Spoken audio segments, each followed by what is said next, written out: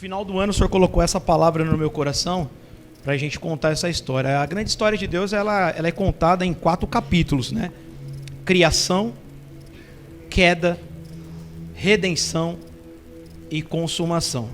Essa é a grande história de Deus e a grande história da humanidade. Vou repetir mais uma vez para você ir gravando. Criação, queda, redenção e consumação. E aí as nossas vidas, as nossas histórias, ela acaba se encontrando e se encaixando em toda essa história do nosso Senhor. Nós não estamos fora dessa história, nós fazemos parte dessa história, né? Só que a nossa história é tão pequenininha, né?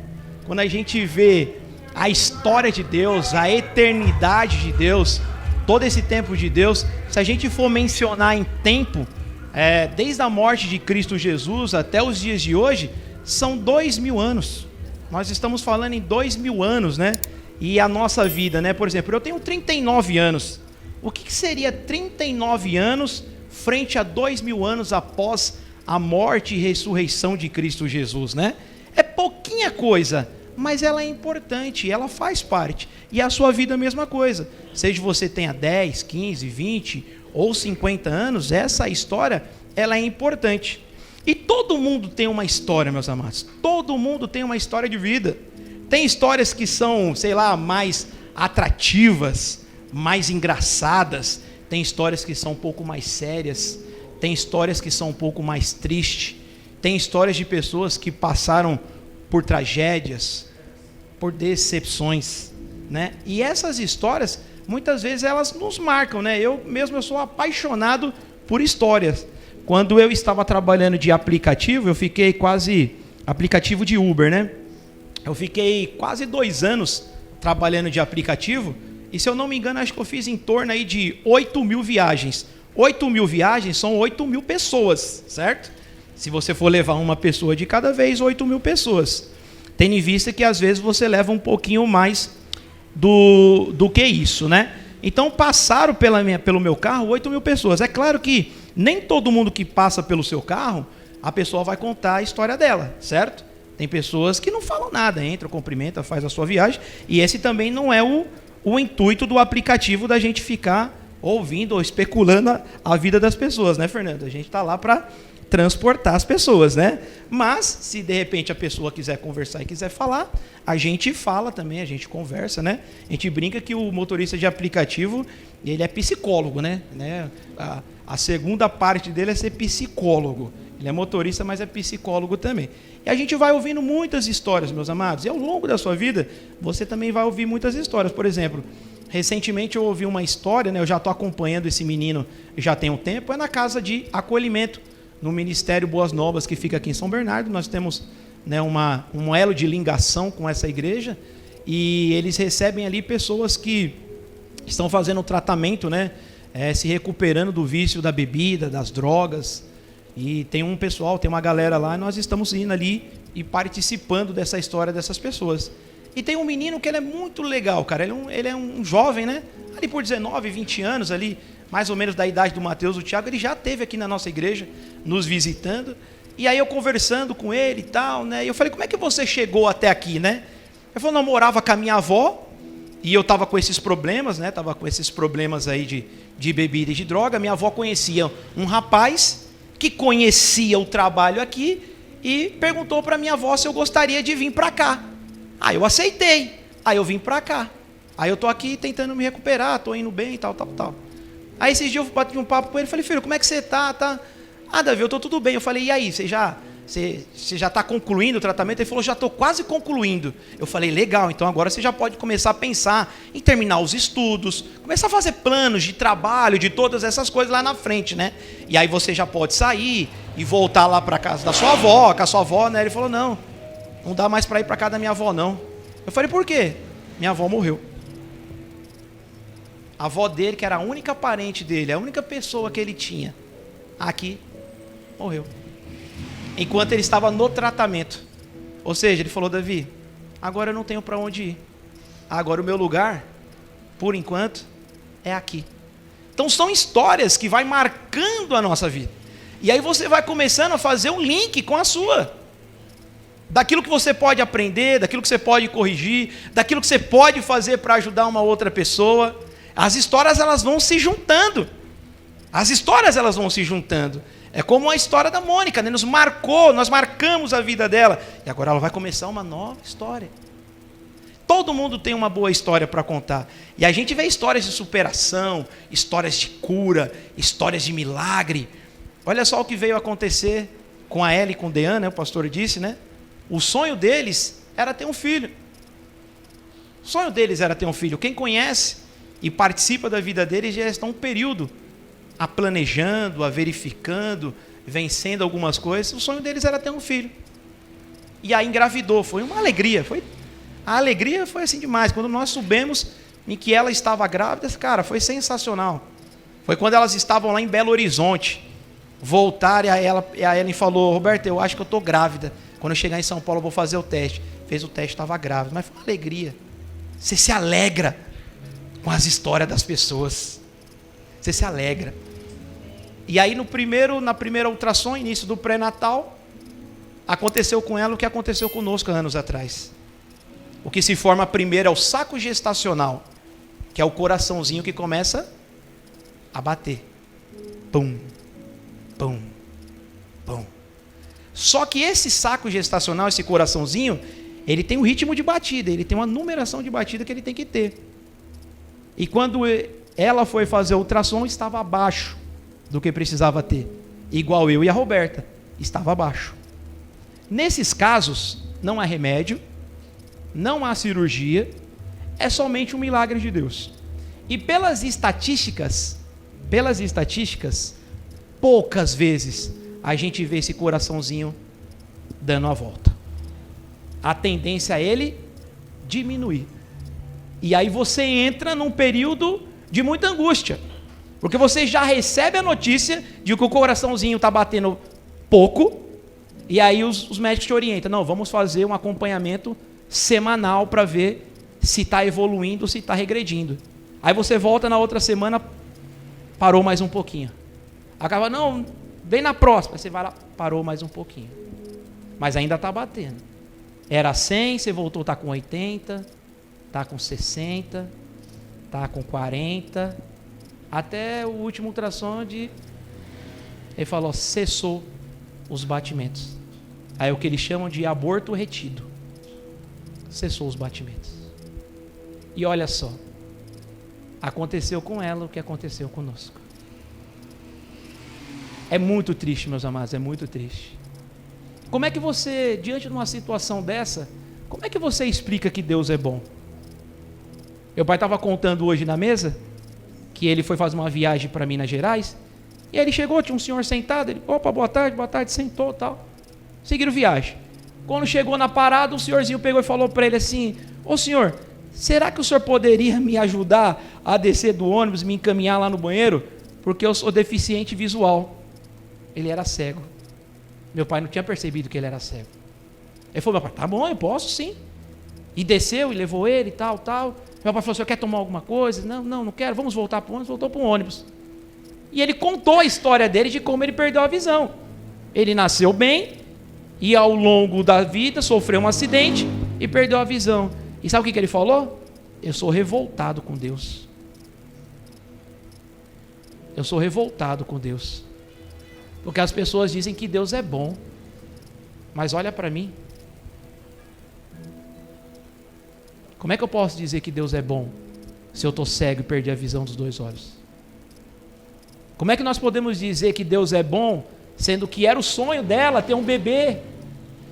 E ela perseverou, e ela fez tudo direitinho, e o sonho não deu certo. Como é que nós entendemos isso? Como é que a gente explica para as pessoas? Como é que a gente vive na prática isso? Porque ao longo da sua história que não terminou, você pode enfrentar um percalço desse. Ao longo da sua história que ainda não terminou, seja ela foi lá no passado bonita, difícil, atraente, engraçada ou não, ela ainda tem mais um tanto pela frente. E você pode passar por isso. Uma perda de um ente querido, uma perda de um filho, uma perda de uma visão, uma doença. Todos nós conhecemos a história do pastor Henrique. Entregou a vida para Cristo, tem perseverado, começou uma célula na casa dele e hoje preside esse trabalho, mas não ficou isento de ter uma falência dos rins. Sofreu muito, passou por muita dificuldade, recebeu um transplante, graças a Deus por isso, mas de vez em quando algumas crises. A história de vida dele. Temos o nosso irmão Marcos, que também passa pela mesma dificuldade que o pastor Henrique, mas hoje ele não é transplantado, então hoje ele ainda faz hemodiálise 3 vezes na semana.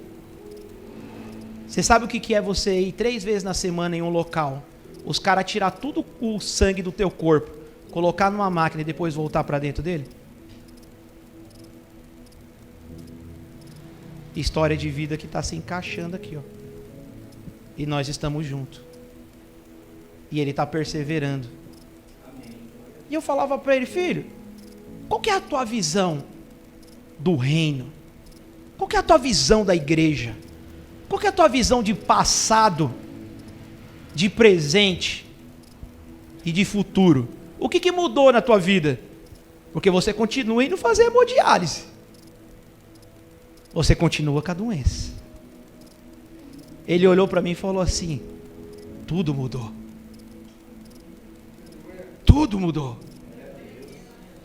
Mudou como eu enxergava a vida. Mudou como eu tratava as pessoas. Mudou como eu me tratava. Ele disse: mudou como eu me tratava. Mudou tudo. Aleluia. São histórias. Vai pensando na sua. Vai pensando na sua. E ainda o que tem pela frente. E o Senhor colocou essa palavra no nosso coração. Nós não estamos descobrindo a roda aqui. Nós não estamos trazendo algo novo. As escrituras do Senhor já existem eternamente. Nós só estamos desfrutando dela. É um ano de alinhamento, é um ano de posicionamento. Nós já temos o caminho. Quem é o caminho? Jesus Cristo. Ele é o caminho, a verdade e a vida. Nós já sabemos o caminho. Mas é que de vez em quando, ao longo da nossa história, a gente dá uma tropeçada e sai do caminho. E erra o caminho. E erra o alvo. Então é um ano de alinhamento, é um ano de posicionamento. Contando a história de Deus, interagindo com as nossas histórias, para que a gente se posicione e volte para o caminho. E volte para o caminho. A história de Deus é maravilhosa e as nossas histórias também são maravilhosas, elas são importantes. E aí, falando sobre criação, nós tivemos 3 sermões, 3 mensagens falando sobre criação. Falamos que Deus criou todas as coisas a partir da sua palavra. O mundo e tudo que existe foi criado a partir da palavra do Senhor. O Senhor disse: haja luz e houve luz. Mas o ser humano, ele não criou através da palavra. O homem, ele criou através das suas próprias mãos. Do barro, ele montou, ele deu todos os detalhes. E por último, ele soprou o fôlego de vida dele dentro do ser humano.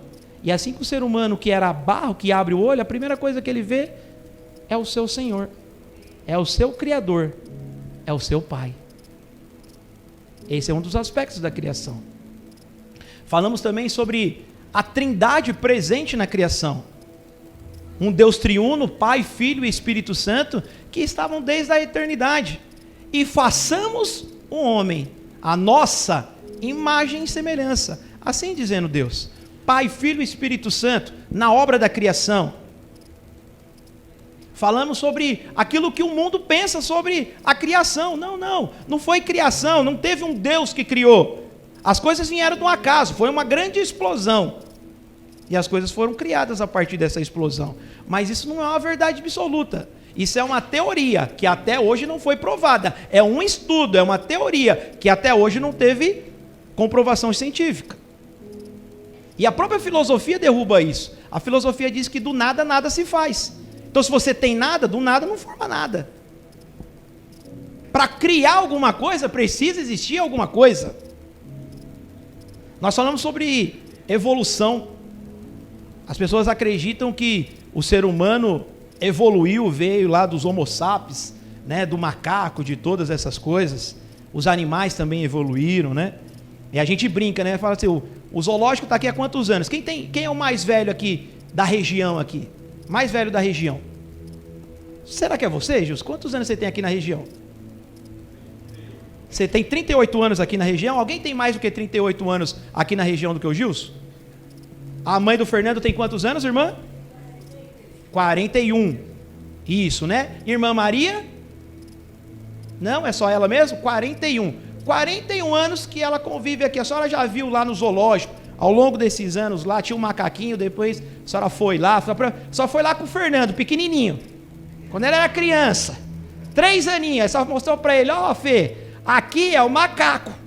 Aí a senhora voltou lá com ele com 29 anos, chegou lá, não tinha um macaco, tinha um homem dentro da grade, ele evoluiu, agora tem um homem. Não acontece, né?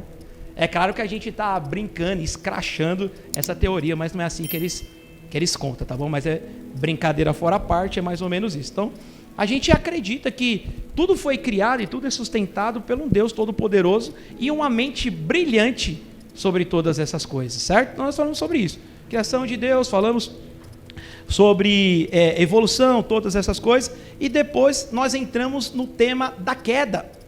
Olha só, o Senhor ele criou todas as coisas, fez todas as coisas perfeitas. O homem era perfeito, o jardim do Éden era perfeito, o mundo era perfeito.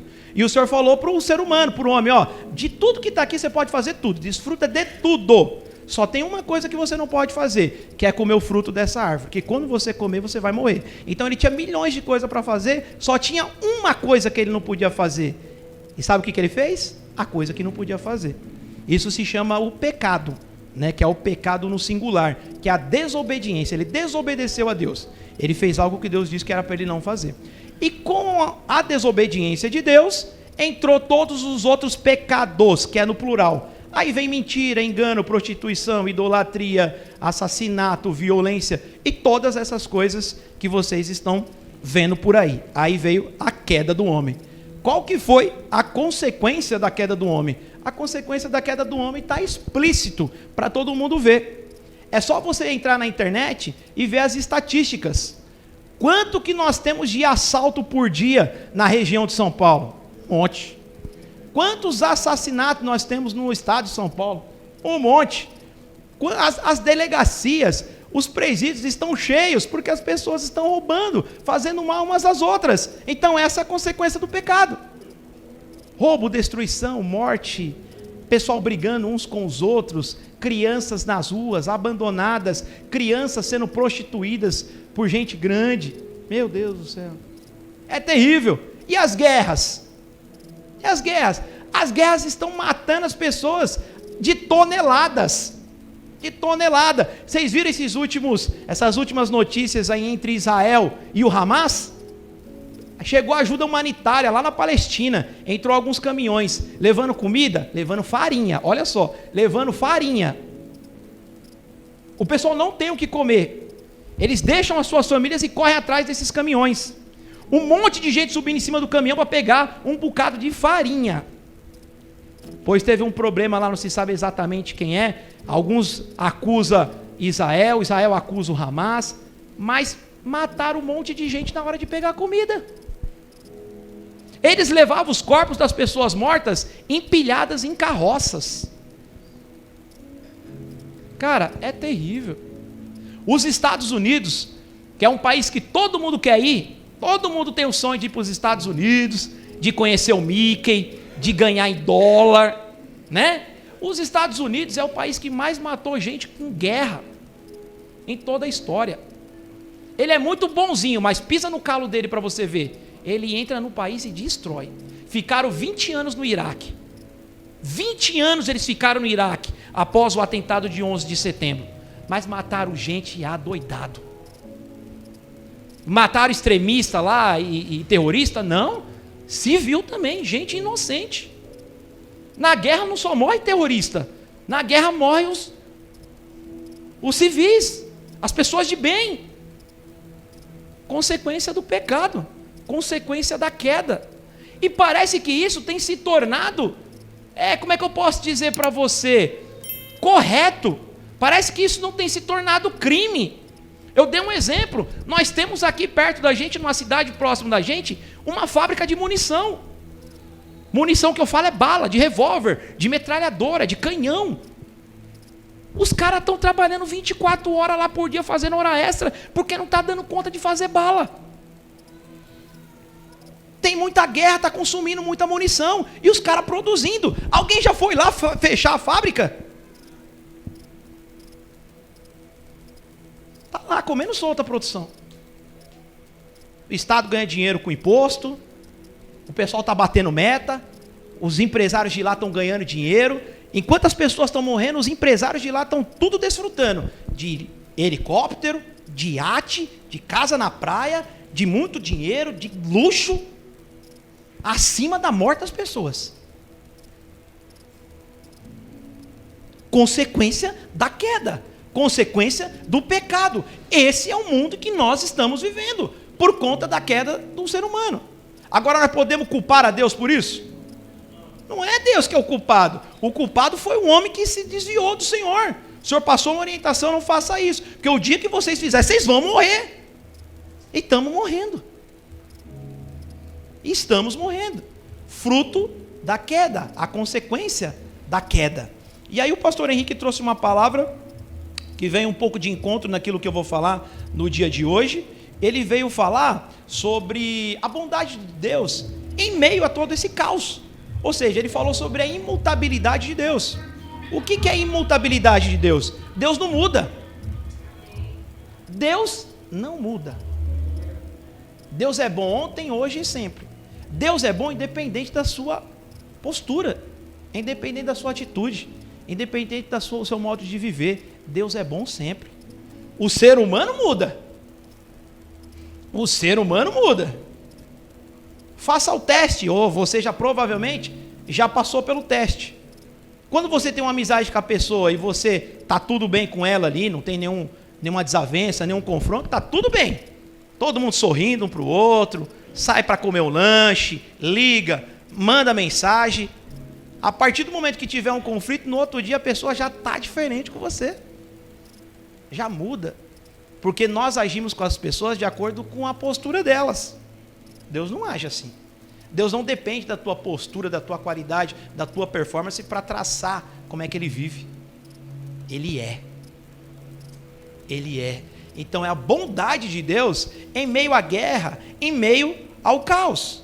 Foi isso que o pastor Henrique ele abordou nesse tema. Então nós falamos um pouquinho sobre criação, a queda do ser humano que se desviou dos caminhos do Senhor. E se você ler lá em Romanos, lá no capítulo 3, capítulo 5, alguma coisa assim, ele vai descrever o homem depois da queda, o ser humano sem Deus.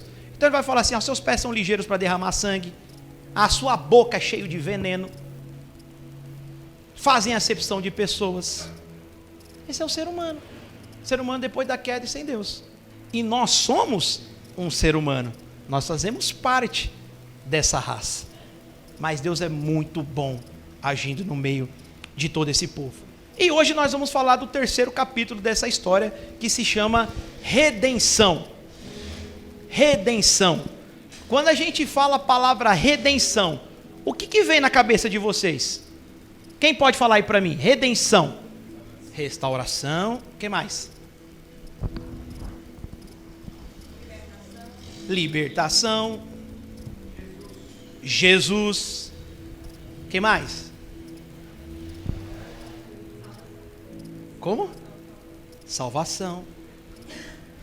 A palavra redenção, para nós não é muito comum por questão de cultura, né? Essa palavra redenção, ela vem lá do Antigo Testamento, muito usada pelos judeus. Se você for falar para o judeu sobre redenção, ele sabe exatamente o que funciona. Como a gente não tem muito essa cultura, a gente acaba não tendo um entendimento do que é isso. E essa questão de palavras e de cultura, ela faz parte mesmo. Porque, por exemplo, eu vou falar uma palavra para vocês aqui, que faz parte do meu cotidiano, que talvez a maioria de vocês não conheçam e não sabe o que é. Quem já ouviu falar numa palavra chamada Kanban? A Érica e o Sérgio já ouviram. Só a Érica e o Sérgio. Kanban. Isso é uma palavra japonesa, é um termo japonês, muito usado dentro de empresa ou dentro de projetos, né? O Kanban é como se você tivesse, por exemplo, assim, vamos usar a Mônica aqui. A Mônica, por um tempo, ela estava fazendo doce, né? Então, vamos supor que a Mônica estava fazendo os docinhos dela de chocolate. A matéria-prima do docinho dela lá é o chocolate. Ela precisa criar um Kanban, é como se fosse um estoque, para que ela consiga ver visualmente que o chocolatinho dela está acabando. Porque ela não pode pegar uma encomenda grande e ir lá fazer lá o docinho dela e olhar e falar, pô, acabou o chocolate. Não é assim. Em grandes empresas não pode ser, acabou. Não é assim. Você tem que ter controles para isso. E controle visual. Então você tem um Kanbanzinho, que ele vai te mostrando quando é que está acabando. Na nossa casa a gente pode criar um Kanban. Onde você guarda o seu arroz, o seu óleo lá, você coloca de uma maneira visual ali, com umas cores, a hora que ele for atingindo aquela cor vermelha ali, você vai ver que está acabando o seu arroz, Kanban. Então é difícil a gente entender essas palavras por questão de cultura, que às vezes a gente não vai usando, a gente não vai praticando. Mas o povo judeu, quando se fala de redenção, eles sabem muito bem. E nós vamos aqui entender um pouquinho sobre redenção, tá? Redenção, ele quer dizer, basicamente, pessoal, é resgatar uma propriedade. É tudo que vocês falaram. Mas, resumindo, redenção é um resgate de propriedade. Redenção é um resgate de propriedade. Quem já leu o livro de Ruth? Pura redenção. O que Boaz fez? Redimiu Ruth. Resgatou uma propriedade, resgatou a sua descendência, resgatou a sua família. Então, redenção é um resgate de propriedade. E aí agora nós vamos aprofundar um pouquinho mais no tema. Vamos lá para Levíticos capítulo 25? Vamos lá. Antigo Testamento, é o terceiro livro da Bíblia, não é isso? Terceiro livro lá do Pentateuco, 25, vamos lá, 25. 25. Olha, facinho. Levítico 25. Eu vou correr aqui, irmãos, porque ainda tem algumas coisas para falar e o tempo está avançando. Quando o teu irmão empobrecer e vender alguma porção da sua possessão, então virá o seu resgatador, presta atenção. Quando o seu irmão empobrecer e não tiver mais nada, então virá o teu irmão, o seu resgatador, seu parente, e resgatará o que vendeu o seu irmão. Um resgatador. Resgatará o que vendeu o seu irmão, quando ele empobrecer. Certo? Agora eu vou precisar contar uma historinha para vocês, uma analogia para vocês entenderem. Eu preciso de 2 voluntários. Não vai precisar fazer nada. Só precisa ficar aqui com a sua presença. 2 voluntários. Então nessa história vai ter 3 pessoas. O Davi, o Felipe e o Sérgio. Tá bom? O Felipe, ele vai ser o meu primo, o meu parente próximo, aqui de Levítico 25. O Sérgio, caiu certinho, o Sérgio é o empresário, ele é o cara cheio da grana, não foi combinado, ele veio, ele é o empresário, ele é o cara cheio da grana. Aí olha só, e tem eu que sou o Davi, certo? Eu tenho um pouquinho de propriedade, tenho umas terrinhas lá, tenho uns negocinhos, só que eu não tenho grana, estou falido, fiz uns negócios lá, estou falido, estou sem grana nenhuma. Aí, eu quero empreender, eu quero trabalhar, eu quero levantar, dar uma volta na minha vida. Só que eu estou sem grana. Aí eu chego para o Sérgio e falo assim, Sérgio, seguinte, cara, eu sempre trabalhei com trigo, sei tudo de trigo, tenho know-how, tenho maquinário, eu tenho tudo. Eu só não tenho grana para começar a fazer a plantação, para empreender. E você tem a grana. Topa fazer um negócio comigo? Você entra com a grana, eu entro com o meu conhecimento, com o meu know-how, com o meu maquinário, com tudo que eu tenho. E quando a gente fizer a colheita, a gente divide 50-50. Falei para o Sérgio, aí o Sérgio pensou, empresário, na mão fechada. Aí ele olhou e falou, cara, eu até sei que você tem um know-how aí e tal, mas, cara, para mim não tá muito legal, não tô achando que esse negócio vai dar certo. Não, mas vamos lá, Sérgio, vai dar certo, cara, acredita em mim. Cara, vamos lá. Aí ele falou, tá bom, então vamos fazer o seguinte, eu vou entrar no negócio, vou colocar dinheiro meu lá. Só que é o seguinte, se der errado, tudo que for seu, todas as suas terras, seus maquinários, vai vir tudo para mim. Deu errado, eu pego tudo. E outra coisa, desse período desse dinheiro que vai ficar com você, eu quero 30% de juro. Porque na verdade o dinheiro é meu. Se eu não te emprestasse, eu poderia estar usando ele em outra coisa. Como eu vai estar com você, eu não posso deixar meu dinheiro parado. Eu quero meu lucro, quero 30% de lucro. Eu falei, não, fechou, mano. Beleza, fechado. Tamo junto. Bora lá. Fizemos o nosso acordo. Naquela época não tinha contrato, não tinha cartório, não tinha nada disso. Como é que a gente firmava o nosso acordo? A gente ia em praça pública, tinha uns anciões, palavra minha e palavra dele, amarrou o bigode. Bem, bora fazer. Fui lá e comecei a trabalhar. Comecei a trabalhar, plantando com o dinheiro do Sérgio, tal. Pensa numa coisa que deu tudo errado. Na época que era para chover, não choveu. E na época que era para chover, não choveu nada. E quando não era para chover, choveu tudo. Acabou com tudo a plantação. Levou tudo, o trigo embora, acabou. Sobrou nada. Aí eu chego para o Sérgio e falo, Sérgio, nosso negócio foi de água abaixo. Ele falou, por mim não tem problema nenhum. O risco era todo seu. Nós fizemos um acordo, tudo que você tinha agora passa a ser meu. E outra coisa, o que você tem não paga a dívida. Não paga o que eu investi. Porque ainda tinha os 30% dos juros. Então eu vou pegar todos os seus bens e eu vou pegar você e a sua família. Agora vocês vão vir para mim. Vocês vão trabalhar para mim. Vocês agora vão ser os meus servos. E o que é servo? O que é servo? Escravo. Como eu estou falido, perdi todo o dinheiro, agora todos os meus bens vão para o Sérgio.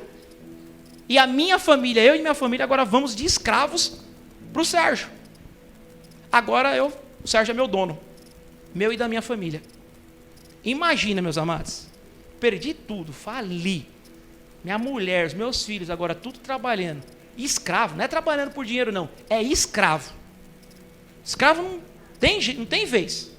Nós estamos lá, trabalhando, a mulher reclamando, os filhos reclamando, e nós lá, escravos. Só tem 3 formas da gente sair dessa escravidão, certo? E tudo isso estava na lei, tá? Tudo isso estava na lei. Tudo isso era lei. Defraudou teu irmão, pega os bens. Acabou os bens, vai com a família, é escravo. E nós estamos lá, na luta danada. Tem 3 possibilidades de a gente se livrar dessa escravidão aqui. A primeira alternativa existia uma lei judaica que dizia assim, se eu fosse escravo dele, eu poderia trabalhar 6 anos para ele e no 7º ano eu seria livre. Uma lei judaica. Só que eu não era judeu.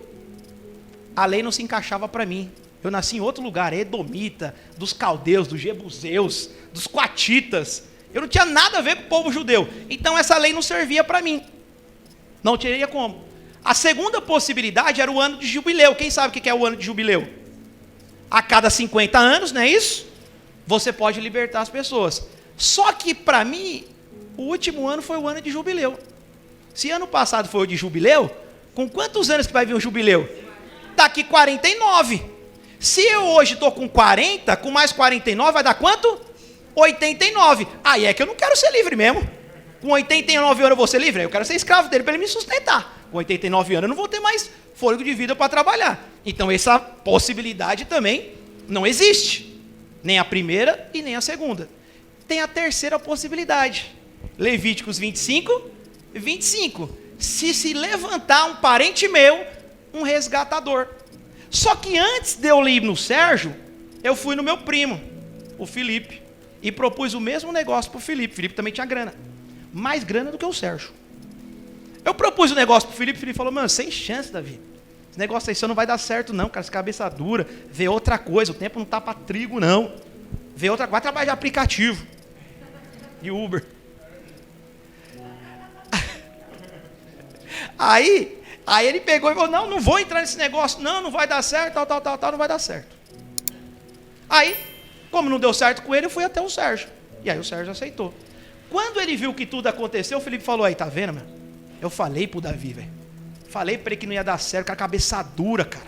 Avisei ele, cara. Ele vai lá e faz isso. E ele é meu primo. De sangue.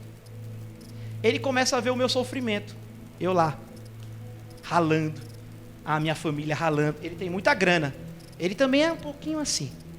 Aí o coraçãozinho dele começa a se comover. Fala, meu, cara, passou 6 meses. Passou 1 ano. Passou 2 anos. E o coraçãozinho dele começa a se comover. Ele fala, eu preciso fazer alguma coisa pelo Davi e pela família dele. Ele pode, porque ele é um parente meu próximo. Então ele chega lá para o Sérgio e fala assim, Sérgio, é o seguinte, quanto que é a dívida do Davi? Ele fala assim, no ano passado quando a gente fez o negócio era tanto. Agora já se passaram 2 anos, é mais outro tanto. É assim. Aí falou, não, beleza. Então eu vou pagar a dívida dele. Eu vou ser o resgatador dele. Eu vou resgatar ele. Vai lá, firmou o acordo, pagou toda a dívida para o Sérgio. O Sérgio agora tem que me liberar, obrigação. Ele pagou, tá pago, pagou a dívida, tem que liberar, não tem essa. Eu não vou liberar. Aí fala, não quero. Não, o cara chegou com o dinheiro para pagar, tem que pagar e tem que liberar. Ele foi lá, pagou e me liberou. Agora eu não sou mais escravo do Sérgio. Agora eu sou escravo do Felipe. Aí você fala assim, mas Davi, não trocou 6 por meia dúzia? Não. Porque o Sérgio não é meu parente. O Sérgio não era meu parente, ele me escravizava mesmo. Só que o Felipe é meu parente. Eu sou escravo dele, mas é meu parente. Ele vai dar uma aliviada. É diferente. Então agora, não é que eu sou livre. Eu deixei de ser escravo do Sérgio e agora eu sou escravo do Felipe. E agora eu vou trabalhar para o Felipe. É diferente, ele é meu parente, ele é meu resgatador. Ele me comprou, ele me tomou. Eu e a minha família agora, nós somos escravos agora do Felipe. É para ser diferente se ele for bonzinho, né? Se ele for carrasco, não vai ser. Vocês entenderam isso? Agora nós vamos trazer isso para o campo espiritual. Meus amigos, muito obrigado. Salva de palmas para eles aqui. Agora, vocês vão precisar estar com a Bíblia aí, e vocês têm que ser rápido na Bíblia, porque nós não podemos perder tempo. Então corre lá para Efésios, capítulo número 1, versículo 7, carta do apóstolo Paulo, Novo Testamento, carta aos Efésios. Os meninos aqui também da mídia já projeta para nós, Efésios capítulo 1, versículo 7. Aleluia, glória a Deus. O Senhor é bom. Diz assim a palavra do Senhor. Quem não achou pode acompanhar aqui no telão, já está aqui. Em que temos a redenção, olha só, em que temos, ele está dizendo, o apóstolo Paulo, nós que temos a redenção pelo sangue, a remissão das ofensas, segundo as riquezas da sua graça. Então agora, o que acontece conosco, meus amados? Nós fomos criados à imagem e semelhança do Senhor, e nós éramos do Senhor. Só que nós desobedecemos, nós nos atolamos em dívida, nós acumulamos dívida e não tínhamos condições de pagar. Agora nós viramos escravo do pecado e escravos do inimigo. A história é nossa. O Senhor usou esse princípio lá no Antigo Testamento para mostrar aquilo que ele faria no Novo Testamento, para a gente ter um entendimento. Então todo ser humano, ou ele é escravo de Cristo, ou ele é escravo do inimigo. Não tem meio termo. Você fala assim, não, eu não sou nenhum nem de outro. Não tem como. Ou você é escravo de Cristo, ou você é escravo do inimigo. Então, nós éramos escravos do inimigo. Só que Cristo Jesus se levantou como nosso resgatador. E com o sangue dele, ele nos resgatou. E o Senhor não nos comprou com prata ou com ouro. O Senhor nos comprou com sangue. Um sangue de um inocente. Você está entendendo? Nós éramos escravos. E o Senhor foi esse resgatador que se levantou para nos tirar desse império das trevas. E aí, meus amados, para ele fazer esse resgate, teria que ser um parente próximo. Teria que ser um de nós. É por isso que Cristo Jesus, que era o Verbo encarnado, que era o próprio Deus, ele teve que se fazer como um de nós, um semelhante a nós, porque senão não teria como ele fazer o resgate. Não teria. Ele é um parente próximo. Ele é um irmão. Ele é um irmão. Maravilhoso isso, né? Vamos para 2 Pedro 2,19? A carta de Pedrão. 2 Pedro 2,19. Isso aqui eu já falei, mas vamos ler para a gente não ficar só nas minhas palavras, né? Prometendo-lhes liberdade, sendo eles mesmos servos da corrupção, escravos da corrupção, porque de quem alguém é vencido, do tal se também faz servos. Então ele está dizendo que nós somos escravos do pecado, porque nós somos vencidos pelo pecado. Então agora nós somos escravos do pecado. 2 Pedro está dizendo isso, 2,19. Nós praticamos o pecado e nós agora se fazemos escravos, servos do pecado. Vamos agora para Salmos 49? Esse aqui é muito legal. Salmo 49, versículos 7 e 8. Quem está com o celular é um pouquinho mais rápido, mas quem está na Bíblia demora um pouquinho. Salmo 49, versículos 7 e 8 diz assim, ó: nenhum deles, de modo algum, pode remir a seu irmão. Olha, dá uma olhada. Nenhum deles, de modo algum, pode remir a seu irmão, ou dar a Deus o resgate dele, pois a redenção da sua alma é caríssima e cessará para sempre. O resgate da sua alma é caríssima. O resgate de uma pessoa é caríssimo e não pode ser por qualquer um. Não pode ser por qualquer um. Quem já assistiu aqui o filme Milagre da Cela 7? Eu vou contar o filme aqui, porque o filme é velho, quem não assistiu, né? Então, não é spoiler, né? Então eu vou contar. O que acontece? Existia um povoado, eu não lembro onde foi gravado o filme, se eu não me engano, acho que na Croácia, não era? Uma coisa assim. E aí existia um povoado, perto da praia, e tinha umas famílias lá e tal. E tinha um rapaz lá, que ele tinha uma deficiência mental. Ele tinha um probleminha mental.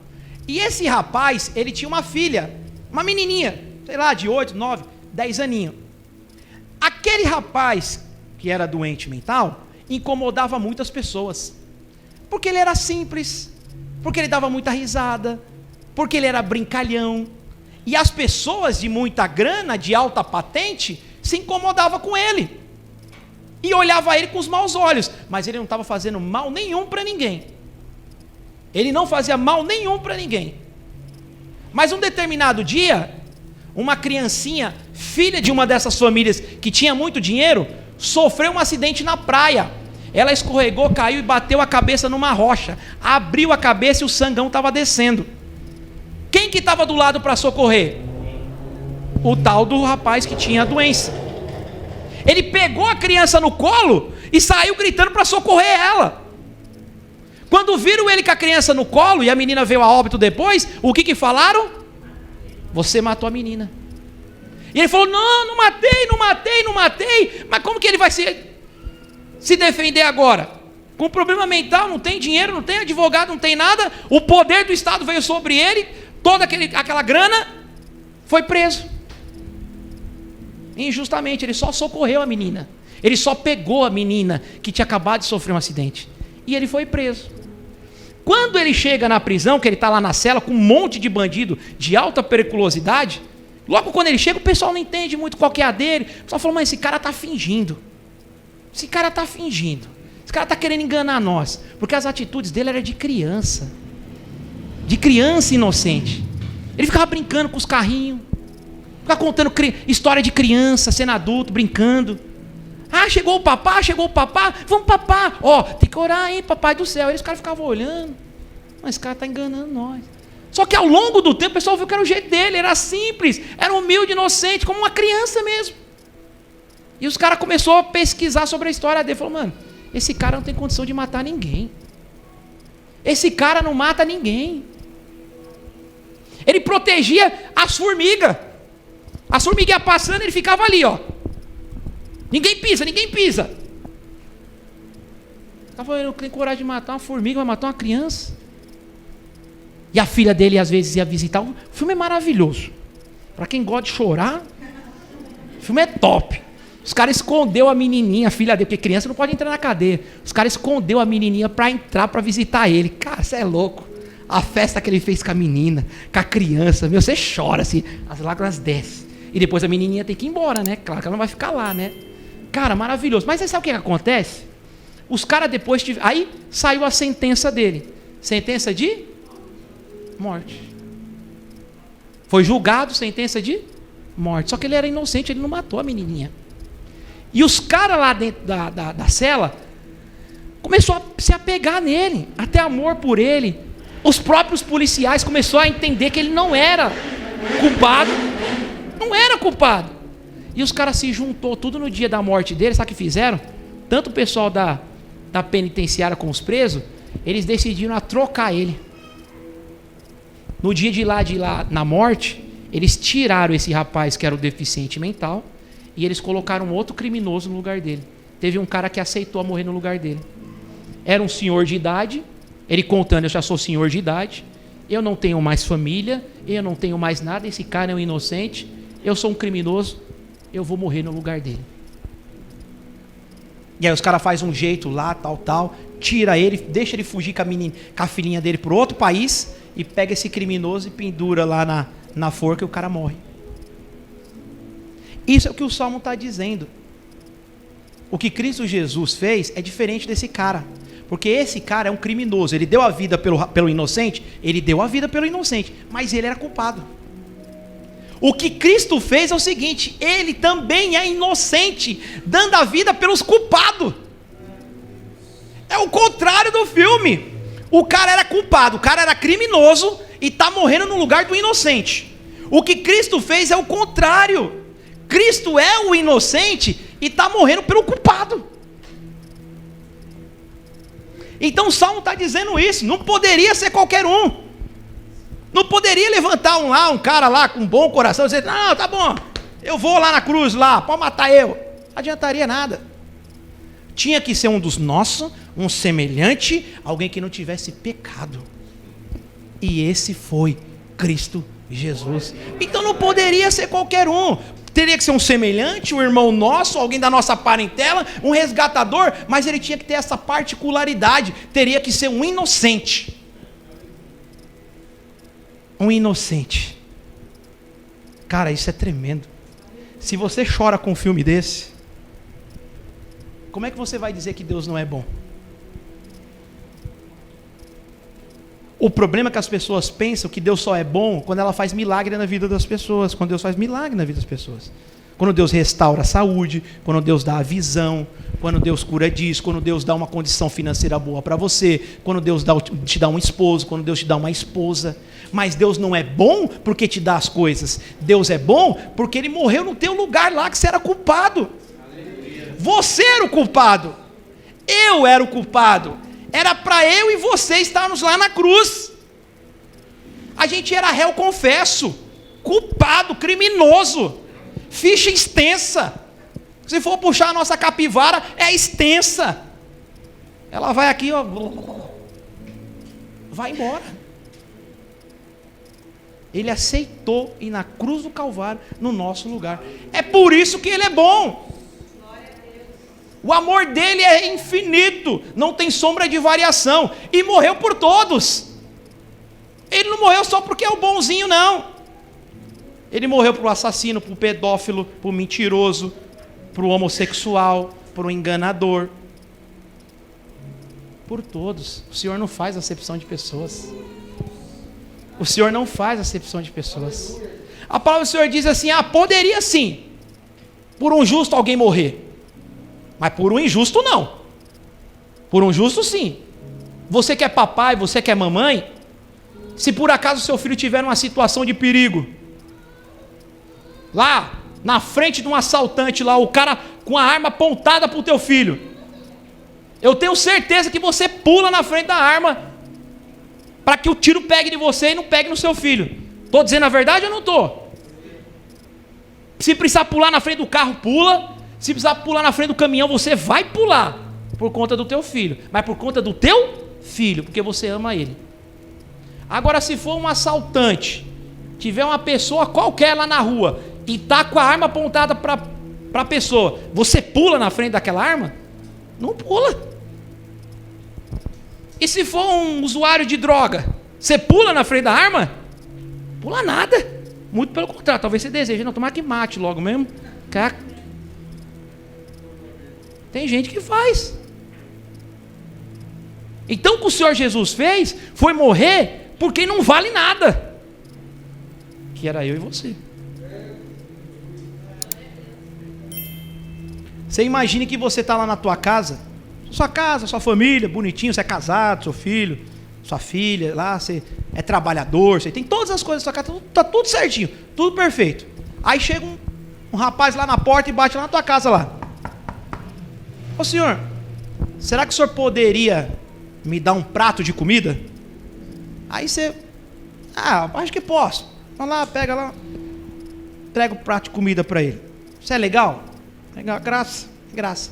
Foi lá, deu uma prato de comida pro cara. Só que esse cara que você deu o prato de comida, você conhece ele. Você sabe que ele é vagabundo, ele não gosta de trabalhar e ele não quer trabalhar. E mesmo assim você vai lá, pega o prato de comida e dá para ele. E esse cara que não trabalha, não quer trabalhar, esse cara foi um cara que já fez um mal para um dos seus filhos. Já roubou um dos seus filhos. E ele está lá, você sabe que foi ele. Aí você pega o prato de comida, vai lá e ainda leva para ele. Agora o que é pior, esse cara que não quer trabalhar, já roubou o seu filho, ele já disse que não quer trabalhar, ele já violentou uma das suas filhas.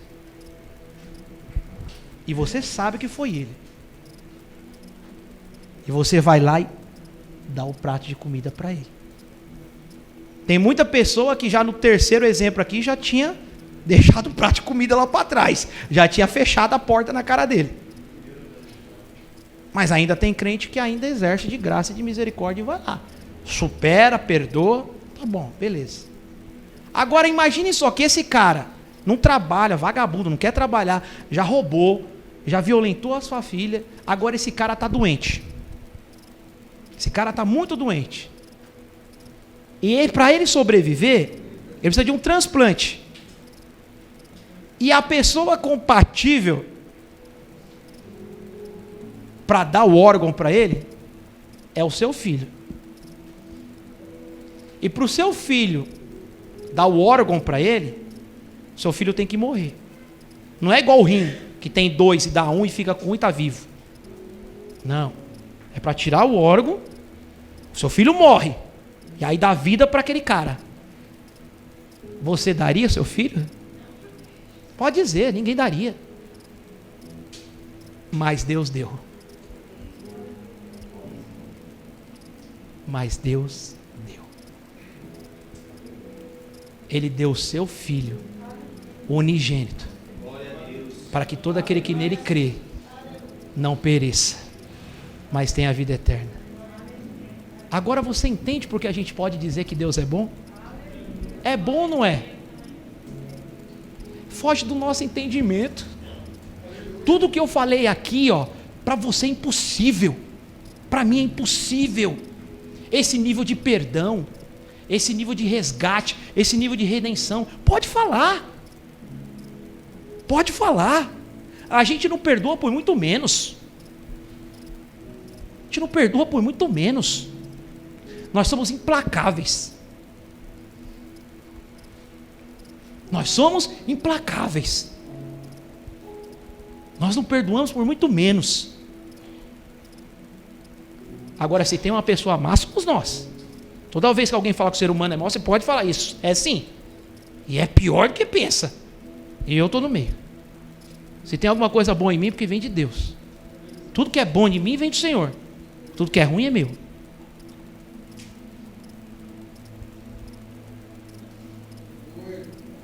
Vamos para Colossenses?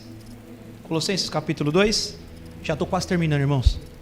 E quando vós estavais mortos no pecados e na incircuncisão da vossa carne, vos vivificou juntamente com ele, perdoando todas as ofensas, perdoando todas as dívidas.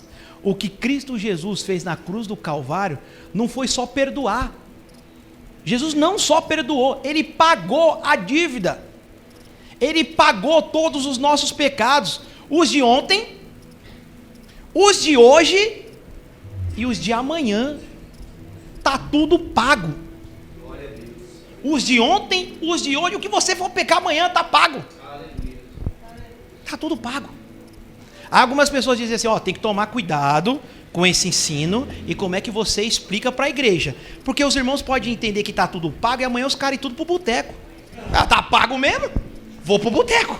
Está pago mesmo? Vou para a casa da luz azul. Está tudo pago. Irmãos, se algum de nós fizer isso, é porque não entendeu o evangelho. Saber que está tudo pago não é encorajamento para pecar mais.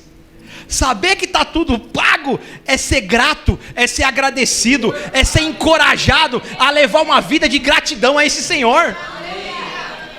E quando você sabe que você está tudo pago e você faz de propósito, você está pisando, sapateando e repudiando em cima do sangue de Cristo. Se você fizer isso com consciência e dizer, não, está tudo pago, eu vou fazer, você está sapateando em cima do sangue de Cristo. Então nós temos a redenção, os pecados foram pagos, a dívida foi toda paga. E ele continua dizendo, havendo riscado a cédula que era contra nós, o escrito que era contra nós, tinha um documento. O Sérgio falou, não, ele me deve. Está aqui o documento, ele me deve, não pode ser livre. Ele fala, não, mas eu paguei nas suas ordenanças, a qual alguma maneira nos era contrária, e tirou do meio de nós, cravando na cruz. O Senhor pegou a sentença que era contrária, o escrito de dívida, ele pregou na cruz do Calvário. O escrito nosso foi colocado na cruz do Calvário. E ali morreu a dívida, acabou a dívida, nós não devemos mais nada. Para aqueles que estão em Cristo Jesus e aceitaram a Cristo como o único e suficiente Salvador da sua vida e o seu resgatador, não deve mais nada. Foi retirado do império das trevas e foi transportado para o reino da sua maravilhosa luz. Agora você não é mais escravo do diabo, agora você é escravo de Cristo. Você não deixou de ser escravo, você não deixou de ser servo. Lembra quando a gente fala, o pastor Henrique, servo do Senhor, pastor Henrique, escravo do Senhor. Só que agora mudou o dono. O nosso dono agora é idôneo, justo, bom, compassivo, pai, tardio em irar-se. O escravo, o diabo não. É rei o tempo todo. Então agora nós estamos escravos de Cristo Jesus. Essa é a história da redenção. E aí você não precisa abrir comigo não, eu vou ler aqui bem rapidinho, só falta mais 2 versículos para a gente terminar. Colossenses 2,15, você está lá em 2,15? Bom, é só um versículo para frente, né? Dá para ler. Aí ele diz assim, despojando os principados e potestades, os expôs publicamente e deu os triunfos a si mesmo. Lembra de dispor de guerra? Quando um rei vencia uma batalha, ele levava tudo que ele ganhou da guerra. Levava todos os bens, inclusive as coisas de maior valor. Aqui que o Senhor está dizendo assim, eu resgatei, eu levei todos os despojos de guerra, tudo aquilo que tinha maior valor. E que o que tem mais valor? A vida das pessoas. As nossas vidas, a minha família, que saiu de escravo do Sérgio para escravo do Felipe. Ele pegou o que tinha de maior valor, ele pegou a minha família. O Felipe não pensou nos bens que estava sofrendo. Ele falou, coitado da máquina lá dele de moer cana, coitado da terra. Não, ele não pensou nas coisas, ele pensou na família, na vida das pessoas. Ele falou, a família do Davi é o que tem de maior valor que ele resgatou. Então Cristo vem para resgatar nós aquilo que tem maior valor, que é a tua história. Aleluia. É a tua história, meu irmão. O Senhor Jesus vem para resgatar a tua história, a fazer novo, tudo de novo. E agora você tem um dono, você tem um pai, você tem um auxiliador, você tem uma pessoa que não te abandona jamais. Deus fiel, justo e verdadeiro. Ministério de Louvor pode vir para cá. Essa é a história da redenção, é um resgate de propriedade. Então nós somos resgatados, fomos comprados. Agora nós somos povo de Deus, povo adquirido, povo eleito, nação santa, sacerdócio real. E o melhor de tudo, meus amados, quando eu fico pensando na história de redenção e de como Cristo nos resgatou, olha só, Cristo não nos resgatou com o poder dele. Ele é criador e sustentador de todas as coisas. Se ele quiser, vai lá, ele aniquila Satanás, acaba com Satanás. Não, ele venceu, sabe como? Com o teu caráter, com a tua santidade. Ele comprou o que já era dele. Imagine você tem o seu celular roubado, aí você descobre que o seu celular está lá na mão lá do cara lá na esquina, você vai lá e compra de novo do cara. Faz sentido isso? Você já comprou. Agora injustamente você vai pagar de novo o cara que roubou? Foi o que Cristo fez, ele é criador, é dele por direito. É dele por direito. Se ele quisesse, ele poderia exercer o direito. Mas ele disse: não, eu vou comprar com a minha vida, eu vou comprar com o meu sangue, eu vou pagar de novo com a minha santidade e com o meu caráter. Deus venceu o diabo com o seu caráter, com a palavra e com a tua santidade. Oh Senhor amado, isso é maravilhoso. Glória a Deus. Pode aplaudir.